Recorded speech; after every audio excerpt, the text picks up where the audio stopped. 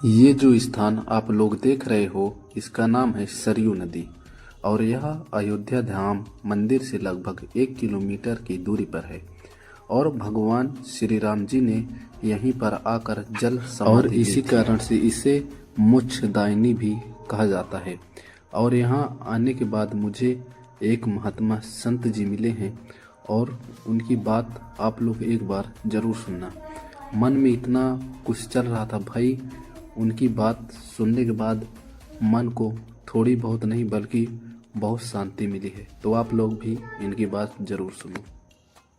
अविनाशी है जी, तो वो बिना उसका विनाश तो होता नहीं, तो उसका ही अंश हमारे अंदर है, तो हमारा विनाश कैसे हो सकता है? सोचिए, विनाश होता है हमारे शरीर का। जी, शरीर हमारा मरता है, इसके बाद हमको गाय बनना है, घोड़ा बनना है, गधा बनना है, वो सब योनियों के हिसाब से मिलेगा। शरीर तो हमको मिलेगा, लेकिन आत्मा हमारी भी वही है। आत्मा उस गाय के अंदर भी वही है, आत्मा इस चींटी के अंदर भी वही है, चींटी के अंदर भी वही है जो हमारे अंदर है। क्योंकि ये भी चल फिर रहे हैं, खाते हैं, पीते हैं, सोते हैं, बच्चे पैदा करते हैं, सब कुछ ये भी तो करते हैं। और जो वही काम हम कर रहे हैं, इसमें हमें कोई फर्क नहीं है। हमें इसमें सिर्फ फर्क एक है कि हम मनुष्य स्वरूप हमारा है, इनका जीव स्वरूप है। ये चींटे का रूप है, हम मनुष्य के रूप में हैं। इन हमारे पास ज्ञान है, बुद्धि है, विवेक है, सोचने की क्षमता है। इनके पास है ही नहीं, इनके पास दिमाग नहीं है, इनके पास बुद्धि विवेक नहीं है। इसीलिए तो ये खा रहे हैं, पी रहे हैं, सो रहे हैं मस्त।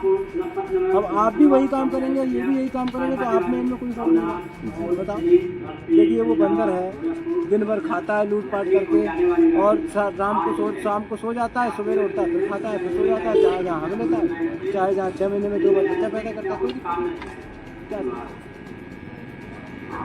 इन्होंने वही काम किया और हमने भी वही काम किया जीवन भर, तो फिर हमें इनमें कोई फर्क नहीं रहा। फिर तो तुम्हारा मनुष्य जीवन बेकार। मनुष्य जीवन ऐसे तो मिलता नहीं है, मनुष्य जीवन तो बहुत दुर्लभ है, मानव तन बहुत दुर्लभ है, बहुत दुर्लभ है। ये समझ लीजिए आपको मनुष्य जीवन मिल गया है। 3 चीज़ें मनुष्य जीवन में बहुत मुश्किल से मिलती है मनुष्य को। पहला कि मनुष्य का जीवन, सबसे पहला मनुष्य का ये शरीर, और इसके बाद भी भगवान को जानने की इच्छा। मान लीजिए हम कहते हैं राम भगवान है, कृष्ण भगवान है, हनुमान जी भगवान है, शंकर जी भगवान। अरे तो ये शंकर भगवान है तो है, लेकिन इनको जानो तो ये कि है कौन जी। जिस दिन इनको जान लोगे उस दिन आप इनके जैसे हो जाओगे बात करते। और जब इनके जैसे हो जाओगे तो फिर आपको ना तो धरती पे आना है, ना गधा घोड़ा बनना है, ना मनुष्य बनना है, कुछ नहीं बनना है। बस अमर मान लो, एक तरह से अमर हो जाए। क्योंकि यहाँ भगवान परमात्मा के अंश आप हो, तो आए कहाँ से हो? परमात्मा के यहाँ जी। मरने के बाद जाओगे कहाँ? परमात्मा के यहाँ। लेकिन जब कर्म अच्छे नहीं करोगे तो जाओगे कैसे? जाएंगे तो हम जब ही ना परमात्मा के, जब वो हमको बुलाएगा, जब हम उसके जैसे हो जाएंगे। महात्मा बुद्ध को ज्ञान हुआ तो परमात्मा का ज्ञान हुआ, तभी तो उन्होंने, अब बताइए उनके पास क्या कमी थी? राजपाट सब कुछ था, महावीर स्वामी जी के पास सब कुछ था, स्वामी विवेकानंद जी के पास सब कुछ था। किस चीज़ की कमी थी? राजा थे, उन्होंने छोड़ के संन्यास लिया। संन्यास लेने के बाद उनका जीवन ऐसा बदला कि उन्होंने अपना जीवन अमर कर लिया। देख लो आज उनको दुनिया जानती है जी। महात्मा बुद्ध को कौन नहीं जानता? बता, स्वामी विवेकानंद को कौन नहीं जानता? आपसे मैं कहूँ विदेश में जाकर धर्म के ऊपर बोलो, आप तो शब्द नहीं बोल पाएंगे। लेकिन उन्होंने उस समय 1863 में उस समय जाके उन्होंने शिकागो सम्मेलन में धर्म के प्रति बोला, वो भी इंग्लिश में। अब सोचो, हम अपने आप को पढ़ा लिखा कहते हैं जी जी। उस समय तो भारत देश गुलाम था, तो पढ़ाई लिखाई कुछ थी नहीं इतनी ज़्यादा, फिर भी उन्होंने पढ़ा। उन्होंने अपने आप को जाना, अपने आप। देखिए ये सब सृष्टि देख रहे हैं आप, ये सृष्टि है, ये भगवान है, ये पेड़ पौधे हैं, ये सब कुछ है, ये सब कुछ तुम्हारे भी अंदर ही है। भगवान, जब समुद्र की एक बूंद पानी अगर आप निकाल लोगे तो उसमें समुद्र का खारापन तो रहेगा ना।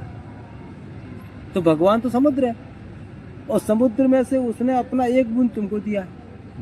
एक बूंद पानी समुद्र का अगर मैं लेके आऊँ यहाँ, तो वही उसका अगर टेम्परेचर नापेंगे, पीएच मान नापेंगे, तो समुद्र के पानी जितना ही उस बूंद में आएगा, क्योंकि है तो पानी उसका। तो जब भगवान ने हमको अंश दिया है, अपना अंश हमको दिया है, अब आत्मा रूपी जीव आत्मा हमारे अंदर दिया उसने, जिससे हमारी सांसें चल रही हैं, जिससे हमारा हृदय धड़क रहा है। कैसे? कोई मशीन तो लगी नहीं हमारे अंदर। क्या है? परमात्मा की इच्छा, इसीलिए धड़क रहा है। परमात्मा हमारे अंदर बैठा है, परमात्मा स्वरूप हमारे अंदर है, तो इसलिए तो ये सब चल रहा है। नहीं तो हम अपनी मर्जी से तो कुछ नहीं कर सकते। वो सब उसकी इच्छा है, जब तक चला रहा है, जिन समय पूरा हो जाए उस दिन सांसें बंद कर देगा, उस दिन आप किसी काम के नहीं रहोगे। बोलो फिर तो भाई जब समुद्र की एक बूंद में वही सारे गुण हैं, तो समुद्र वही परमात्मा का एक अंश हमारे अंदर है, तो हमारे अंदर भी तो वही गुण होने चाहिए ना जी। जो भगवान के अंदर है। तो अब भगवान तो उसको जानते हैं क्योंकि वो तो स्वयं भगवान है, हम नहीं जानते हैं क्योंकि हम मनुष्य हैं। यही तो फर्क है। हमारी सुख तुम्हारे ऊपर हमेशा तुम्हारे साथ रहेगा। तुम्हारे जी। सुख के पीछे मत भागो, ये सोचो भगवान से कहो भगवान हमेशा हमेशा दुख देगा, वो दुख देता रहेगा, तुम दुख झेलते रहोगे, कोई दिक्कत नहीं। एक दिन इतने पक्के हो जाओगे कि तुमको किसी चीज़ की जरूरत नहीं पड़ेगी। आज हम बैठे हैं, कोई दिक्कत नहीं, देखो डंडा हाथ में है, झोली साथ में है, कोई टेंशन नहीं। बस चाहे यहाँ बिछा के सो जाए, चाहे वहाँ बिछा के सो जाए, चाहे तो कहीं भी चले जाए, मन करे तो चाहे वहाँ चले जाए, मन करे तो वहाँ चले जाए, मन करे ट्रेन पकड़ के कहीं भी चले जाए, कोई रोकने वाला नहीं, कोई बोलने वाला नहीं। खाने की चिंता कोई है नहीं, चोरी होने लायक कुछ है नहीं, ना मोबाइल, ना पैसा, ना कौड़ी, ना कुछ, चप्पल जूता कुछ नहीं। जहाँ मन करेगा शरीर नदी मिलेगी वहाँ नहा लेंगे, क्या दिक्कत है।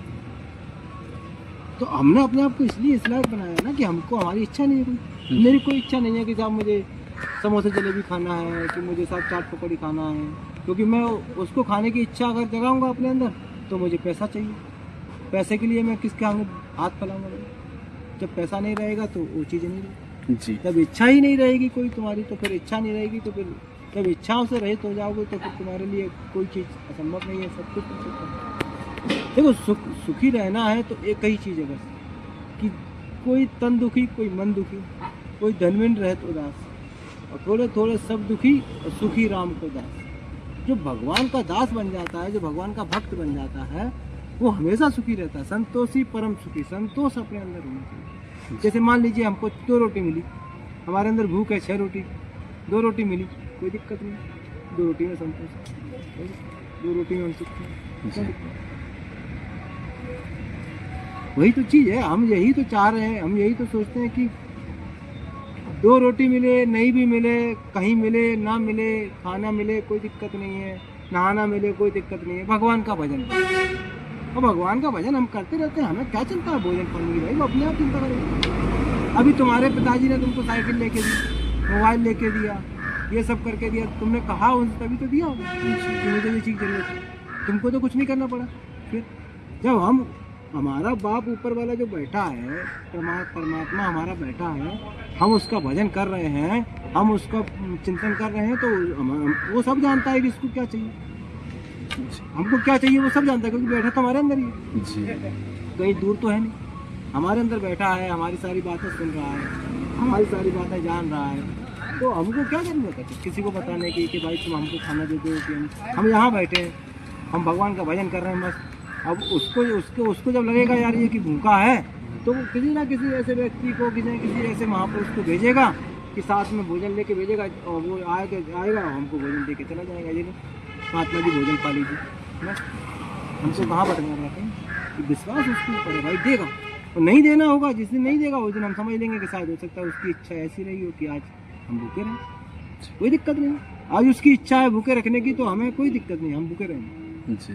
और उसकी इच्छा हम देखते हैं कब तक है उसकी इच्छा भूखे रखने की, कोई दिक्कत नहीं। जिस दिन लगेगा हमको, हम यहीं बैठे भजन कर रहे हैं अपने आप, उसको जब लगेगा कि ये भूखा है, भगवान मेरा भजन कर रहा है, कहीं जा नहीं रहा, कहीं आ नहीं रहा, तो इसके लिए व्यवस्था करनी पड़ेगी।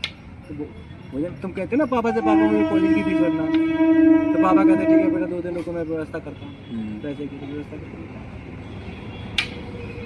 भैया दुनिया में